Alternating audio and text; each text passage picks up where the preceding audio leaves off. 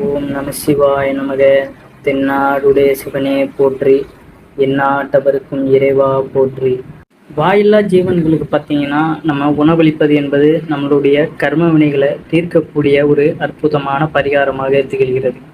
அதாவது அடுத்த உயிர்களுக்கு நம்மளால் முடிஞ்ச உணவுகளை நம்ம வழங்கும் பொழுது அதன் மூலியமாக நம்மளுடைய கர்ம வினைகள் அப்படிங்கிறது கரைந்து நல்லவை நம்ம வாழ்க்கையில் நடக்கக்கூடியதாக இருக்கும். இப்போ நம்ம காகத்திற்கு தினசரி உணவளித்து வந்தாலே இப்போ மற்ற உயிர்களை நம்ம தேடி போய் உணவளிக்க முடியாது. ஆனால் பறவைகள் அப்படிங்கிறது பார்த்தீங்கன்னா நம்ம வீட்டில் எப்பொழுதுமே வந்து செல்லக்கூடிய ஒரு உயிரினமாக இருக்கும்.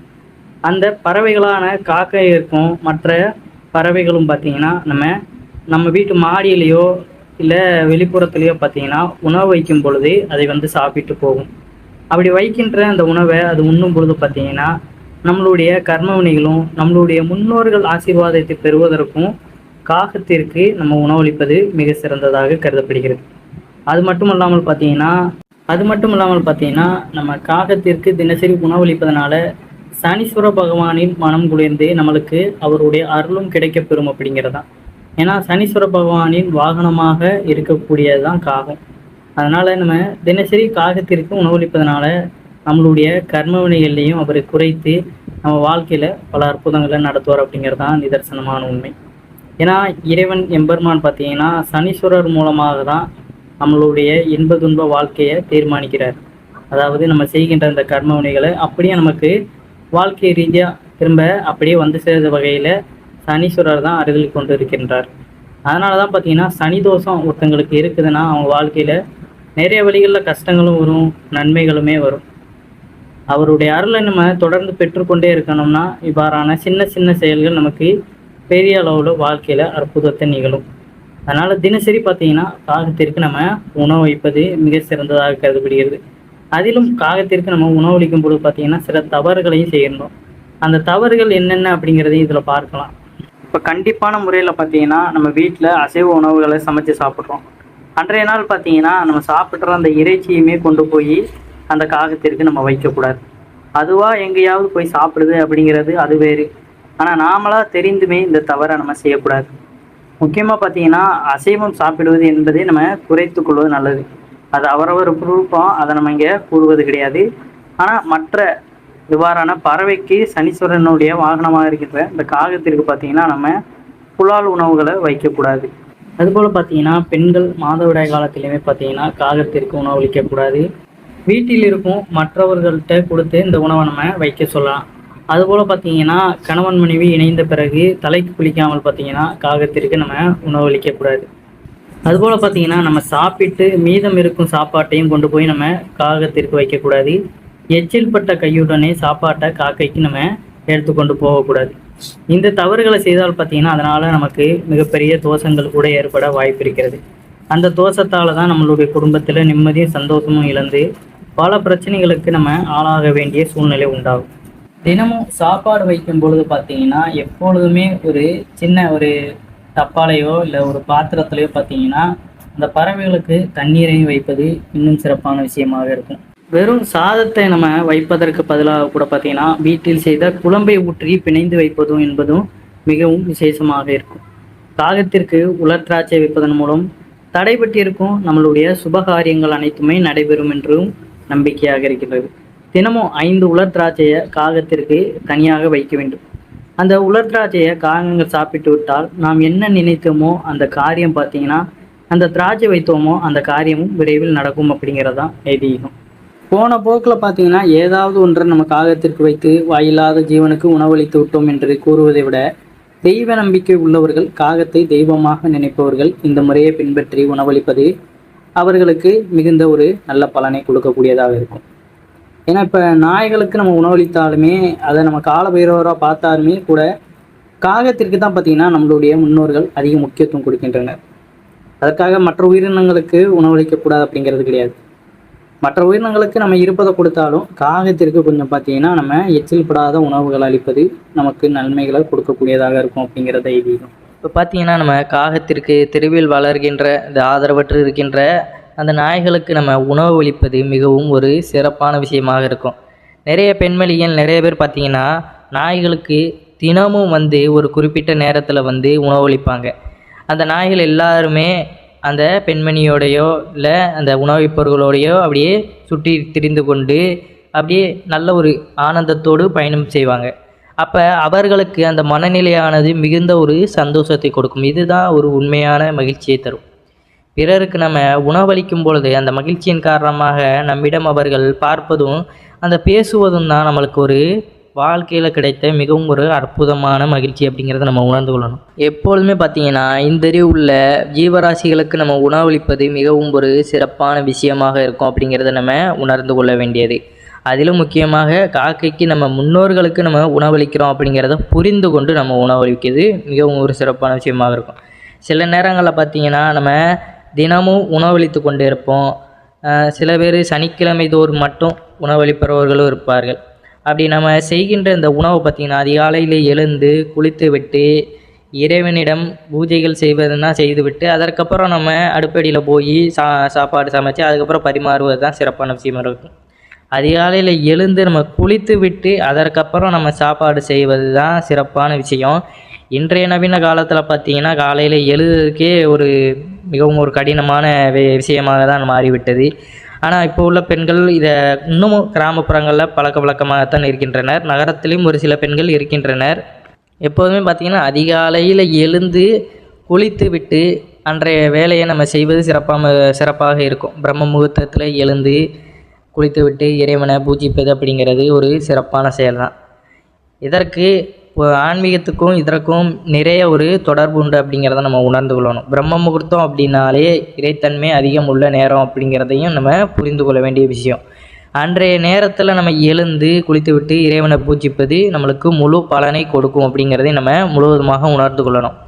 இது முன்னோர்கள், அதாவது நம்ம இப்போ பாட்டி நம்மளுடைய அம்மாக்கள்லாம் இந்த வழிமுறையை கடைபிடித்து வருவார்கள். ஆனால் இன்றைய தலைமுறைகள் பார்த்திங்கன்னா இவ்வாறான செயல்பாடுகளில் ஈடுபட்டு கொண்டு வர மாட்டார்கள். எதற்கு காரணம்னா அன்றைய நாட்களில் பார்த்திங்கன்னா அந்த வழக்க முறைகளில் அவர்கள் அம்மாமார்கள் பார்த்திங்கன்னா கட்டாயம் கொண்டு வந்திருப்பார்கள்.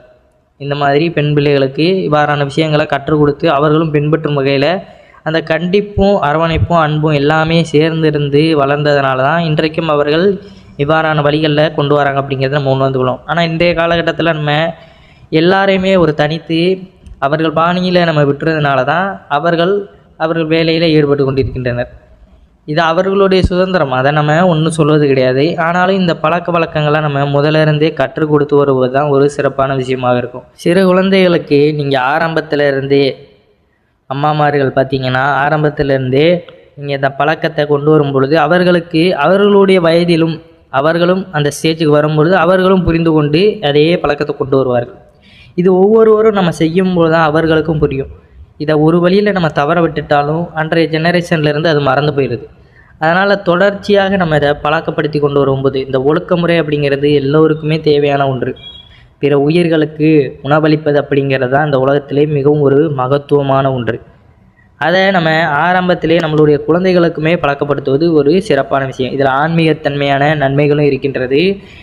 நம்மளுடைய வாழ்க்கை முறையிலையும் அது பயனளிக்கக்கூடியது அப்படிங்கிறத நம்ம முழுவதுமாக உணர்ந்து கொள்ளணும். சரி, இப்போ சில நேரங்களில் பார்த்திங்கன்னா நம்ம காக்கைக்கு உணவளிக்கிறோம் அப்படிங்கிற பட்சத்தில் காக்கை வந்து நிற்கும். சில நேரம் நின்று வந்துட்டு ரொம்ப நேரம் நிற்கும், ஆனால் சாப்பாடு சாப்பிடாது, ஆனால் போயிடும்.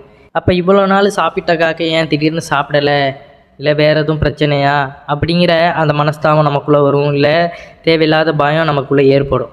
இதற்கு காரணம் பார்த்திங்கன்னா சில நேரங்களில் நம்மளுடைய முன்னோர்களுக்கு செலுத்த வேண்டிய அந்த திதி கடனை நம்ம செலுத்தாமல் இருந்ததற்கு காரணமாக அவர்கள் நம்ம மீது கொஞ்சம் மனஸ்தாபத்தில் இருப்பதனால இவ்வாறான செயல்பாடுகளில் அந்த காகமானதை ஈடுபடுவதை நம்ம உணர்ந்து கொள்ள வேண்டியது. அப்போ அதை நம்ம என்ன பண்ணணும், அவர்களுக்கு கொடுக்க வேண்டிய அந்த திதி முறையான கடன்களை நம்ம செலுத்தி விடுவது தான் நல்லது. அப்போ முறைப்படி நம்ம செலுத்திடும் அப்படிங்கிற பட்சத்தில் இவ்வாறான தவறுகள் அப்படிங்கிறது ஏற்படாது.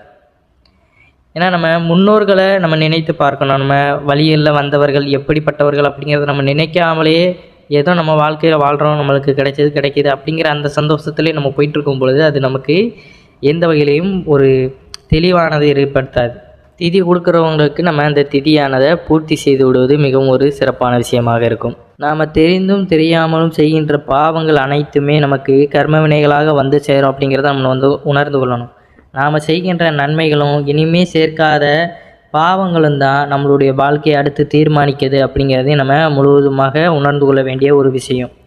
அப்போ அந்த பாவங்களையும் அந்த கர்ம வினைகளையும் நம்ம சேர்க்காமலும் கழித்து கொண்டு வரணும்னா பிறருக்கு நம்ம உதவி செய்யணும், உணவளிக்கணும், அவர்களுக்கு தேவையானதை நம்ம செய்யும்பொழுது தான் இவ்வாறான விஷயங்களில் நமக்கு நன்மைகள் ஏற்படும் அப்படிங்கிறத உணர்ந்து கொள்ளணும். நமக்கு கிடைக்கிது, பணம் கிடைக்கிது, நான் என்ன வேணாலும் பண்ணுவேன் அப்படிங்கிற அந்த எண்ணத்தில் நம்ம செயல்பட்டோம்னா ஒரு கட்டத்தில் அது எல்லாமே இருந்தாலும் அதை கூட நம்ம தொட்டு கூட பார்க்க முடியாத அளவிற்கு நம்மளுடைய உடல்நிலையானது நம்மளை வருத்தி விடும் அப்படிங்கிறத நம்ம உணர்ந்து கொள்ளணும். ஏன்னா இப்போ நிறைய பேரை பார்த்துருப்பீங்க, எவ்வளோதான் அந்த செல்வங்கள் குவிந்திருந்தாலும் அதை அனுபவிக்க முடியாத அளவிற்கு அந்த உடல் தோற்றமானது நமக்கு மாறிவிடுகிறது. அப்போ எப்பொழுதுமே பாவங்களை நம்ம எந்த வகையிலையுமே சேர்க்காத அளவிற்கு வாழ பழகிக்கொள்வது தான் சிறப்பு. அது நமக்கு பாதிப்பை ஏற்படுத்தலைனாலும் பிற்காலத்தில் வருகின்ற நம்மளுடைய ஜெனரேஷன்களுக்கு அது நிறைய பாதிப்புகளை ஏற்படுத்தும் அப்படிங்கிறதையும் நம்ம உணர்ந்து கொள்ளணும். உலகத்தில் எல்லாத்திற்கு பின்னாடியுமே ஒரு ஆன்மீக குறிப்பும் கருத்தும் இருக்குது அப்படிங்கிறத நம்ம தெரிந்து கொள்ள வேண்டிய ஒரு விஷயம். இறை வழிபாடு அப்படிங்கிறது இறைவனால் உருவாக்கப்பட்ட ஒரு மகிமையான ஒரு வழிபாடு. அதுபோல் பார்த்தீங்கன்னா நம்ம காகத்திற்கு உணவு வைக்கிறோம் அப்படிங்கிற பட்சத்தில் மாமிசம் சம்மந்தப்பட்ட அசைவ உணவுகளை வைக்கவே கூடாது எக்காரணத்தை கொண்டும். அதுபோல் எச்சில் பட்ட உணவுகளை நம்ம வைக்கக்கூடாது. சில நேரங்களில் நமக்கு தோன்றும், நம்ம காகத்திற்கு உணவு வைத்திருக்கிறோம், ஆனால் அதை மற்ற ஜீவராசிகள் வந்து சாப்பிடுதே, அது எச்சில் பட்ட உணவாக இருக்குமோ அப்படின்னு நம்ம நினைக்க வேண்டாம், அது வேறு. ஆனால் நாமளே சாப்பிட்டு சில நேரங்களில் நம்ம அந்த எச்சியை தூக்கி அதில் போட்டு இதை சாப்பிடுற மாதிரி கொடுக்குறோம் பார்த்தீங்களா, அந்த மாதிரியான தவறுகளை தான் நம்ம செய்யக்கூடாது. ஆனால் காகத்திற்கு வைத்த உணவை மற்ற குருவிகள் வந்து சாப்பிடுவது அப்படிங்கிறது அது ஒரு இயல்பான விஷயந்தான். எல்லா ஜீவராசிகளுக்குள்ளேயுமே இறைவனானப்பட்டவர் இருக்கின்றார் அப்படிங்கிறது நமக்குள்ளே தெரியும். எச்சில் அப்படிங்கிறது நமக்கு தெரிந்த ஒன்று, எச்சில் பட்ட உணவு அப்படிங்கிறது அனைவருக்குமே தெரிந்த ஒன்று தான். வேண்டுமெனே நம்ம செய்கின்ற அந்த தவறு தான் நமக்கு துன்பத்தை கொடுக்கும். இவ்வாறான விஷயங்களையும் நம்ம தெரிந்து கொள்வது சிறப்பு தான். அதனால் அசைவ உணவுகள் எந்த ஒரு மாமிசமான உணவாக இருந்தாலும் அதை காகத்திற்கு படைக்க வேண்டாம், அது நமக்கு பாவங்களை தான் வந்து சேரும் அப்படிங்கிறத நம்ம உணர்ந்து கொள்ளணும். தினம்தோறும் உங்களால் முடிஞ்சது ஒரு உயிருக்காவது உணவளிப்பது மிகவும் சிறப்பான விஷயமாக இருக்கும். காகத்திற்கு நீங்கள் உணவு வைப்பது ஆன்மீகத்திலையும் நம்மளுடைய வாழ்க்கையிலும் நல்லதை ஏற்படுத்தும். அதுபோல் பார்த்திங்கன்னா மற்ற ஜீவராசிகளுக்கும் நம்மளால் முடிந்த அந்த உதவிகளை செய்வது சிறந்த விஷயந்தான். காகத்திற்கு அதிகாலையில் நம்ம சாப்பிடுவதற்கு முன்னாடியே உணவளித்து விட்டு காக்கா என்று நம்ம கூறும் பொழுதே அந்த காகமானது வந்து அது மட்டும் வராது. காகத்திற்கு இன்னொரு தனிப்பெருமை உண்டு. பார்த்திங்கன்னா காகமும் நம்ம மனிதர்களைப் போல ஒற்றுமையாக வாழக்கூடிய ஒன்றாக இருக்கும். அதாவது சாப்பாடு வச்சுருக்காங்க அப்படிங்கிற பட்சத்தில் தன்னுடைய கூட்டத்தையும் கூட்டி வந்து சாப்பிடுகின்ற காக்கைகளும் உண்டு. அதுபோல் ஒரு காக்கை இறந்துட்டா கூட அந்த இடத்துல நிறைய காக்கைகள் கூடி அதற்கான அஞ்சலி செலுத்தும் அந்த வகையும் நமக்கு தெரிந்த ஒன்று தான். இதை கண்கூட பார்த்தவர்களுக்கு அதனுடைய அருமையானது கண்டிப்பாக புரிந்திருக்கும். அதனால் காக்கை போன்று மனிதர்களுடைய இயல்பாக பழகக்கூடிய காக்கை போன்ற ஒரு பறவையை நம்ம இந்த மற்ற பறவைகளிடத்தில் அதை நம்ம எதிர்பார்க்க முடியாது. ஏன்னா காக்கைக்கு ஒரு தனி சிறப்பு இருக்கத்தான் செய்யுது. அதை நம்ம நிதர்சனமாக தெரிந்து கொள்ள வேண்டிய ஒரு விஷயம். ஏதோ தேவையில்லாத விஷயங்களில் நம்ம காசை விரயம் பண்ணுறதை விட மிருகங்களுக்கு நம்ம உகந்த அந்த உணவுகளை அளிப்பது மிகவும் ஒரு சிறப்பான விஷயமாக இருக்கும். குழந்தைகளுக்கு இவ்வாறான விஷயங்களை ஆரம்பத்திலிருந்தே நீங்கள் பழக்கி கொண்டு வருவது உங்களையும் சரி அவர்களுக்கும் மேன்மையடையும். வாழ்க்கையில் அவர்களுக்கும் இளம் வயதிலே இவ்வாறான விஷயங்களை நம்ம கற்றுக் கொடுக்கும் பொழுது முதுமையிலேயும் அவர்களுக்கு வாழ்க்கையானது சிறந்த ஒரு வாழ்க்கையாக இருக்கும் அப்படிங்கிறதான் உண்மை.